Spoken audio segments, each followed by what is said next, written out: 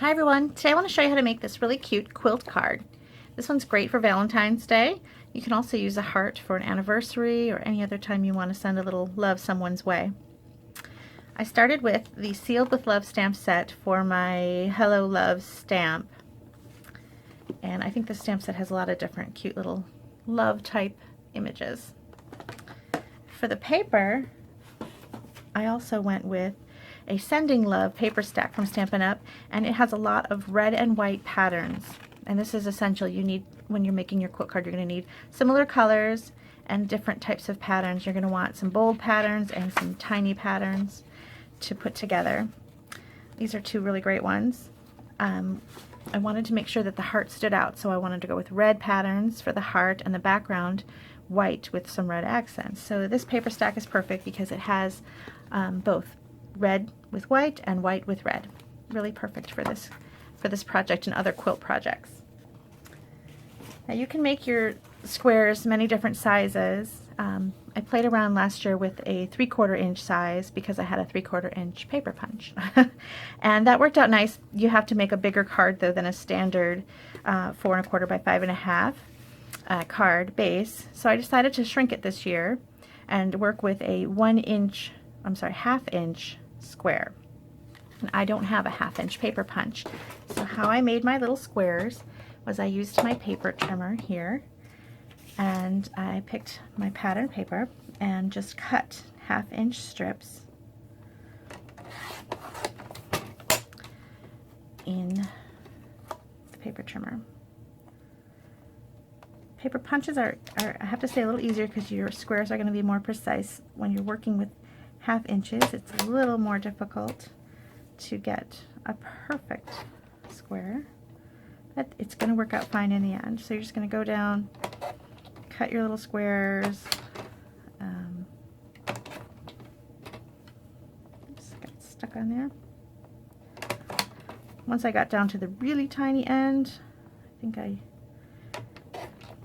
you could get a little post-it note to help hold that in place. After that small, I just decided this could get set aside for something else. Okay, so you have a whole bunch of little squares like that. You're also going to need some really sharp scissors and a ruler. Now I went on to, I did an online image search for quilt squares, and you can find all kinds of really fun ones. There are quilts specific for weddings, and there was a really cute one with cats. There was all different kinds of quilt squares, and I'm going to go with the heart one that I found. And I decided to make mine 3 inches big. And I just needed a little pen, and you're going to map out your quilt directly onto some grid paper. I have this on my desk at all times. It's a Stampin' Up grid paper, and it has measurements along the side. On the back they're in metric, so if you need that. And this one has inches and centimeters, and I use this to stamp on. It gives a little cushion for stamping with photopolymer, and I also use it to help line things up. And so it's on my desk at all times, and it was perfect for this quilt card. So I'm going to map out my heart right on the paper. And here's the pattern that I used. So this one, you can see this square has an angle in it. So each of these little grid squares equals 1/4 inch. And I'm going to go with 1/2 inch squares. So these 4 equals 1 piece of paper for me. So you see I can have to cut this one on a diagonal. The next one is a full. And then I need to go diagonal going this way for that. And then I'm going to go up, and then a full and a down. And then I've got 2 full rows. So that's there and there, and then I've got this angle going down at the next one. So I used a ruler to draw that out, and then back up.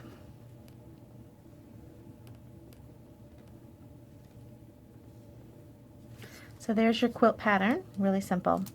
Next, you're going to put some adhesive down. I'm just using snail. It's really simple to just run this, and you can go past and just run right onto your grid paper. You're going to stick it down on top of your pattern. So you've got your little squares here, and some of these you're going to have to cut. For example, this one has 2 half sides, so I need a basic kind of a white background pattern for the first one.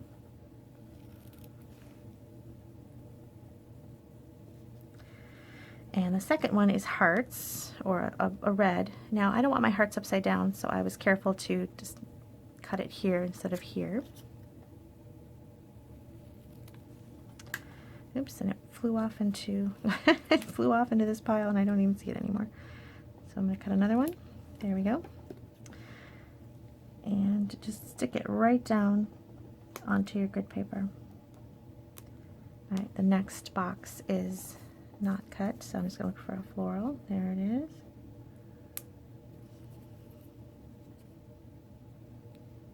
And then I need another heart. This time it's going in this direction. Got one of those. I'll stick that down, and then I need that white background again. This time I need a different white background, so let's go with this one.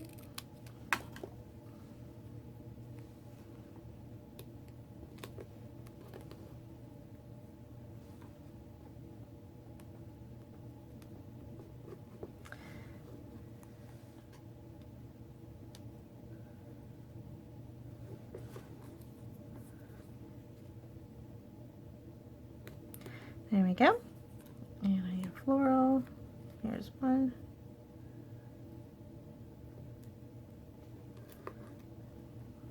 And another diagonal.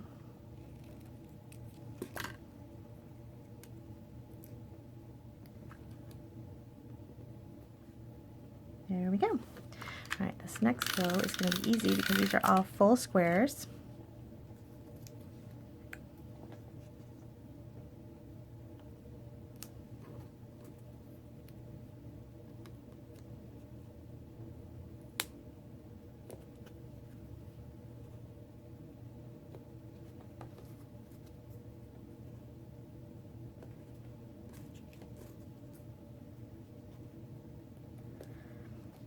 This is kind of a fun thing to do if you like jigsaw puzzles. It's kind of therapeutic for some people. I kind of like that, and I like jigsaw puzzles. Okay, so that's how we're going to get started. And I'm going to finish this off and speed it up so you don't have to watch me glue sticks down. Okay, just a few more pieces to go in. I've got this heart almost complete. So I've got, I need a stripe.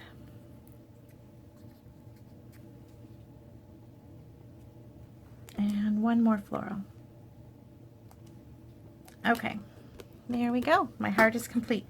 So now you're going to just cut this out.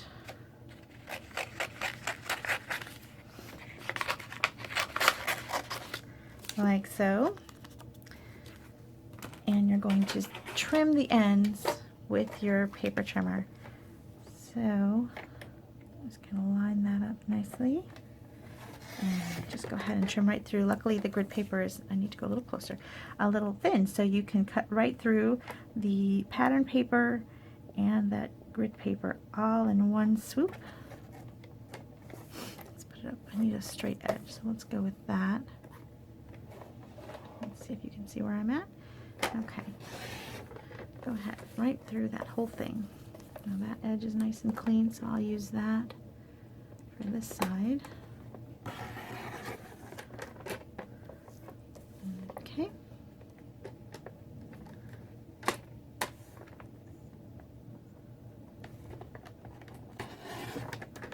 There we go. And I'm going to just trim this one edge out just a little bit more.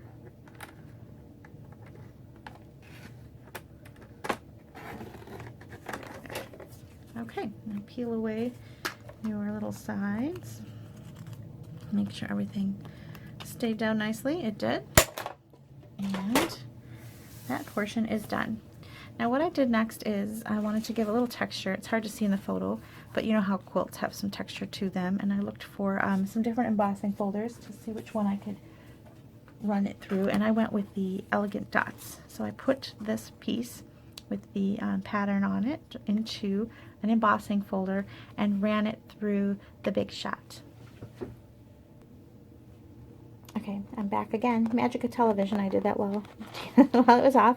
Running it through also kind of adheres all these little pieces together really nicely. Now this was 3-inch square. I then decided to mount it onto a 3 1/4 inch square. This is basic black. There we go.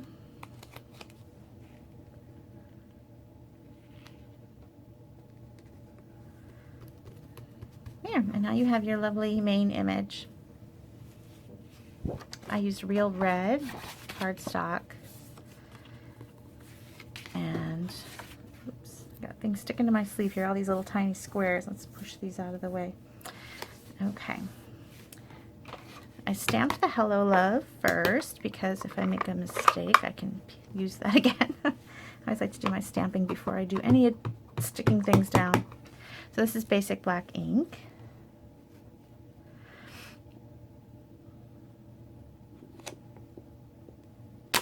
There we go, lovely.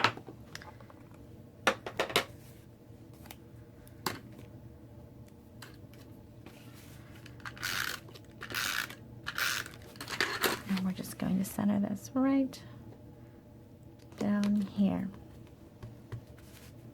Okay. To finish it off, I decided to use a little bit of this ribbon trim. This is in a double pack, a combo pack with real red and white trim, and it's part of the suite that has kind of all of this together on it. I'm going to show you that page real quick. It has a lot of goodies all in one spot. So here's that paper pack that I used with all those different reds and whites, and this is the Sending Love ribbon combo pack. So you get a roll of white and a roll of real red for $7, and it's really nice. And then you get real red cardstock, so everything you need, and here's the stamp set, is all on one page. Okay. So I just cut some ribbon and tied a bow.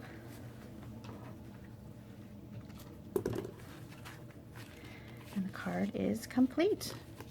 I hope you enjoyed the quilt card, and maybe do some image searches online for some different types of quilt squares and see what other types of things you can find. I'm sure you can find a tree for Christmas, maybe a pumpkin.